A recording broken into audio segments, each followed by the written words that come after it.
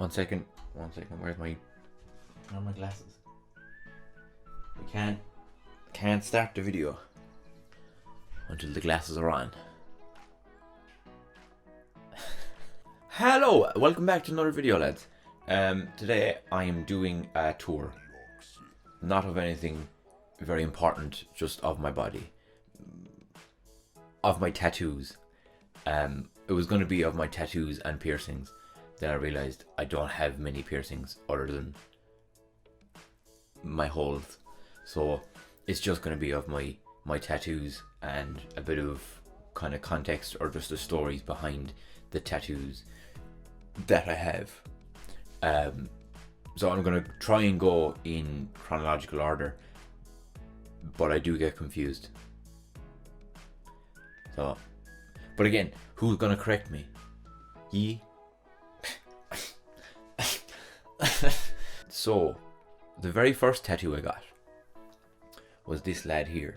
Now I realised they're backwards, so by now I would have realised that. So you're probably now seeing a forward-facing video of them, so you can actually see what they look like, because I can go back and edit this. But anyway, that was the first one. It's just a quote. It says, "The only limit is the one you set yourself." I got it done when I was 18, and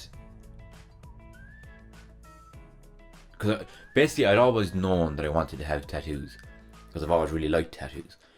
And I basically I got it in my head that if it's going to be on my body for life, that it should have some sort of meaning to me. And I'm going to say a good 90% of the tattoos I have meaning to me. So like around 18 was kind of when I was really kind of starting to struggle with like mental health and all that kind of a thing. And I don't know, I think I randomly came across the quote on like Instagram or something. I'm actually nearly sure it's a quote for like a Red Bull ad, but it just genuinely resonated with me that, yeah, the only limit is the one you set yourself. You can do whatever you want. You're the only person that's basically limiting yourself or stopping yourself from doing stuff. So that was the first one I got. And I kind of said I'll get one and then I might leave it a few years. Nah. The minute I got one, I was like, oh shit, I'm gonna spend a lot of money now. So that moves on to the second one. So I need to stand up because I'm small, I'm a short king. My little clock there. I realised, well, I didn't realise at the time, I've only realised since, that a clock is kind of a generic tattoo to get. But again, it has meaning to me. So basically, I'm very kind of conscious of time and the time that we have, and that time it can be very limited.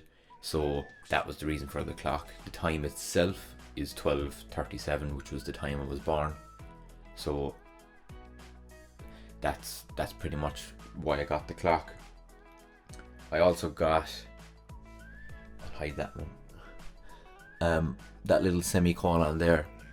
For anyone who doesn't know, the semicolon is like a tattoo symbol for kind of suicide awareness. And basically, now this is probably completely wrong in like grammar terms, but as far as I'm aware, the whole point is like a semicolon. It could be the end of a sentence, but then the sentence goes on. Hence the whole kind of association with kind of suicide and suicide awareness and that sort of stuff. So I got that done at the same time. Then my next one was this one here. So it's a sunrise. Sunrise because, again, mental health. I was in a dark place. I've been in a dark place, but I've always managed to come out and get to that lighter place. So sunrise, plus the colours are really, really fucking cool. So now this is where I get a bit lost and a bit confused as to which one I got next, but I'm pretty sure it's the glasses. I got the glasses from my best friend. This September we'll be friends 20 years, which is a long time. So we got like a little friendship tattoo. So he wears glasses, so I got glasses for him, and he got a horseshoe for me because horse. And it was very, very cute. Then I got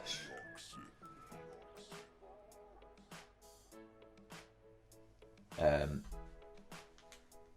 palette. So the palette was a tribute tattoo from my grandfather after he passed away. Me and my uncle got the exact same ones done.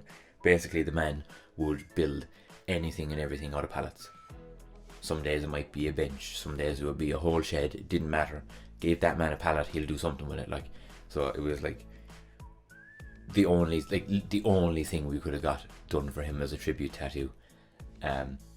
Funnily enough, though, he probably would have gone mad. Like, he would go mad anytime we got a tattoo. He'd be like, "Oh, for fuck's sake, you fucking draw on yourself again." Well, he'd say that to my face, but then to other people, he'd say they were really cool. So, but he wouldn't say that to me, because then he wouldn't be able to give out to me, and giving out to me was important. So, again, he'd probably hate the fact that I have the tattoo, but it's my way of still annoying him. So, you know. Then so this is a film reel, like half sleeve or whatever you want to call it. But that was done over like 3 or 4 different sessions. So I got that one started, and then I got it took like over basically the course of a year, because money and time and all that sort of stuff. But basically, I'm obsessed with film, in case anyone couldn't tell or didn't realize. So the whole point is that, like, basically as I get older, I'll fill in each little space with like different parts of my life, sort of a thing, and it'll basically be my film or my story or whatever. Then I got the quote here. Now you definitely won't be able to see that, but again, I'll do my other shot. It says, "You'll regret them when you're older," and it's something that a lot of older people have said to me about the tattoos. The whole, "Oh Jesus, yeah, they might look nice now, but what will they look like when you're 60 or when you're 70 or when you're 80 or whatever?" I'm like, I don't really care what they look like when I'm that age, because I don't necessarily get the tattoos for them to look good when I'm older. Plus, my way of looking at it is, fair enough, they might be blurred out or blown out, or they mightn't look as vibrant or whatever when I'm that age, but I'll still be able to look back and be like, yeah, I remember when I got that tattoo, or why I got that tattoo, or like where I was living, who I was living with, who I was friends with, all of that stuff. So it's not just about the tattoo itself, it's about like the time period that I got them, what I was going through at the time, all that sort of stuff. That's why they're important to me. It's not necessarily just the symbol of what they are, it's the whole context around why I got them, when I got them. So there's your fucking answer about, oh, what do they look like when you're older? I don't care. So then I got my 3 little ones, because obviously lockdown and COVID and all that, like you just couldn't get tattoos for about 2 years, which was very upsetting. So the minute the shop opened, I was like, look, I have these 3 small ideas, I just want to get them done. I can't really show you from this angle, but I'll show you. So I got a smiley face behind my ear, just because smile, be happy. There's no real major symbolism, I just wanted a little something behind my ear. Then I got, so on one knee I have the word 7, and on the other knee I have the word days. 7 days is a week. I have a week at the knees, or just weak at the knees, and it's funny, okay? You can obviously, like, okay, stop laughing now, that's enough, I need to get on the video, like, but yeah, it's just a completely stupid joke tattoo, but I love it because basically any time I show someone, I get the exact same reaction. So it's like, oh yeah, 7 days, weak at the knees, everyone just goes but I just fucking enjoy it.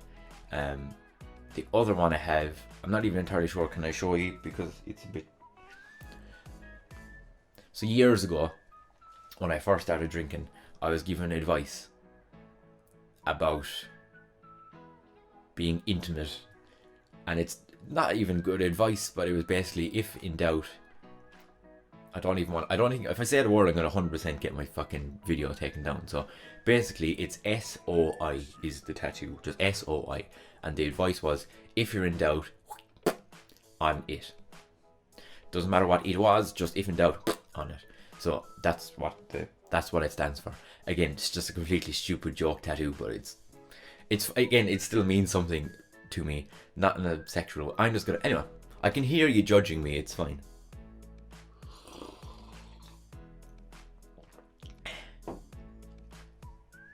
The next one I got was this vase here, and it's important to me for two reasons. So the context of the vase was, I was once told by a counsellor that I was like an ornate decorative vase because I'm fragile, but I'm pretty. And I just thought that was fucking hilarious. So I got that done. But the other reason why it's important to me is because it's my housemate that did the tattoo. They do stick and poke tattoos. And to be honest, they're stupidly talented. Like, they're not doing it very long. And the fact that they're this good, like this fast, genuinely blows my mind. So I have no idea how good they're going to be in a couple of years' time. But like, honestly, and again, it was like that whole thing of, they knew why I was getting it. I had explained the reason, and the fact that I got it done in my sitting room with someone that I love very much. It was all just very, very emotional and just nice, and just very different experience to being in a tattoo studio or whatever. That actually leads on to my next one, because they did my second last one as well. So that is a 31. So one of the guys that I live with, I became friends with him in college, and then we moved in together and stuff. And during lockdown, one of the nights, we were up, we were listening to music and just drinking a few cans, and we just got into this like subsection of YouTube where it was all just like the early 2000s kind of punk rock stuff. And we started listening to Pretty Fly for a White Guy by The Offspring. And there's a line in that song that says, he's getting that tattoo, he's getting ink done. He asked for a 13, but he drew a 31. Or she drew a 31. Someone drew a 31. And our drunken heads, we were like, oh my god, we should totally get 31 tattoos. That'd be fucking hilarious. So we've been talking about it for like 2 years. And then again, obviously, the fact that my other housemate does the tattoos, we were like, could you do these? So we got those done a couple of weeks ago. So again, completely random tattoo, but it's the fact that like, I'll look at that now, and like, unfortunately, we're not going to live together forever. But like, years down the line, I'll randomly spot the tattoo, and I'll be like, oh, I got that done for him, and he was very important to me. I hope he's doing alright, and I'll send him a text or give him a call or whatever, you know. And it's like, it's just like another reminder of like a time period of my life with very important people. And then my last one, or my newest one, I can't show you because I'm fucking small there. So it's a coffee cup. Now, I have a very minor heart condition. It's just like a little swelling, and it swells up from time to time, and it causes me a bit of pain. I'm not really supposed to drink that much coffee or like any energy drinks or anything like that. That doesn't stop me. I'm also apparently not supposed to get stressed. So if anyone can tell me how to not get fucking stressed, that'd be unbelievable. But basically, it's a coffee cup, and it says, what doesn't kill you makes you stronger. So there's obviously me poking fun at the fact that I drink coffee and I'm not supposed to. But it's also, again, just like a whole thing of, if you get like, basically today didn't kill you, hopefully. I didn't die today. Whatever I did today didn't kill me. I got through. I'm therefore stronger. You know, and again, that's probably not the way it's supposed to look. And no, before anyone fucking says it, it is nothing to do with Kelly Clarkson. Just, when I got the tattoo done, the guy asked me, he was like, is this like a Kelly Clarkson thing? And I was like, no, like, absolutely not. Like, no, just, no. Probably peaked the shit out of it, but that doesn't matter. That's how serious I am that it's not a Kelly Clarkson thing. So that's all my tattoos so far. Like, I plan to be just covered because for me it's not just about having pretty things on my body. It's like, it's me. All of these are an extension of me. They tell a story. They tell my story.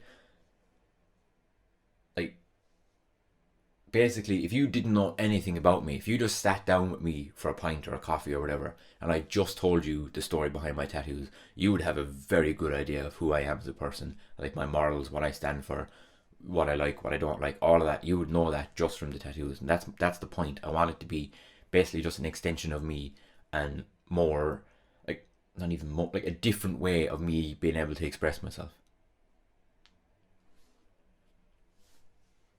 I won't go into how much money I've spent on them, because that would depress me and probably kill my mother. So um, I'll leave it there. I'm also doing a podcast today on the same thing, on my tattoos. I'm going to talk about tattoos in a little bit more depth. Um, so if you want to listen to that, go listen to that. If you watch this, thanks very much. You're all very sound. And I'll see you in the next video.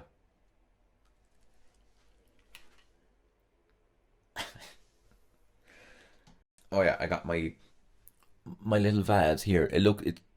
No, I didn't. Look, I'm standing here in a tank top and shorts, and an old fella just said, "Jesus, I hope we get the weather you're expecting."